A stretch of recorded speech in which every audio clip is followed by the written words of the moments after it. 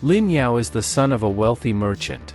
He is a master of martial arts and constantly proves this to the residents of the city of Chang. One day, he falls in love with an innocent prostitute named Qin Shuang and sets out to buy her freedom, but her owner deceives him, leaving Lin Yao deeply in debt.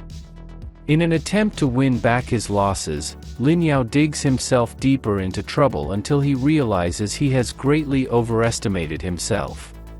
Even his much-praised kung fu is worthless, as his father had been paying martial arts masters to let him win. In Chinese online cinema, there are several well-known action stars who gained fame in the 90s and 2000s, such as Louis Fan, Xingyu, and Andy On, though their filmographies are uneven, with both successes and failures. For some time, only Siu-Man was known for his almost flawless choice of roles, but now Ashton Chen has joined him. Interestingly, their career paths are strikingly similar. Both started to act as children in the mid-90s and demonstrated exceptional martial arts skills even back then.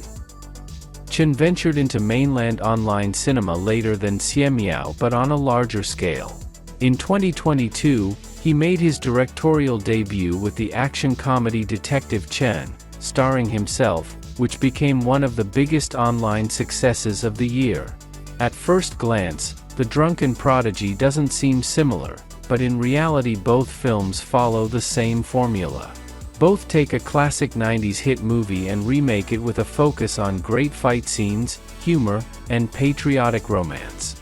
In Detective Chen, Ashton Chen updated Stephen Chow's Fight Back to School, while The Drunken Prodigy is based on Chow's The King of Beggars. To make the connection between the projects even more obvious, The Drunken Prodigy ends with a scene from Detective Chen, where Chen uses CGI to insert Lin Yao. The bet paid off again. The Drunken Prodigy is a very likable comedy action movie that doesn't add anything new to the genre but does everything to make fans feel a warm sense of nostalgia while watching. At the same time, Chen doesn't just exploit the past, as many do, but rather uses it as a springboard to create something of his own.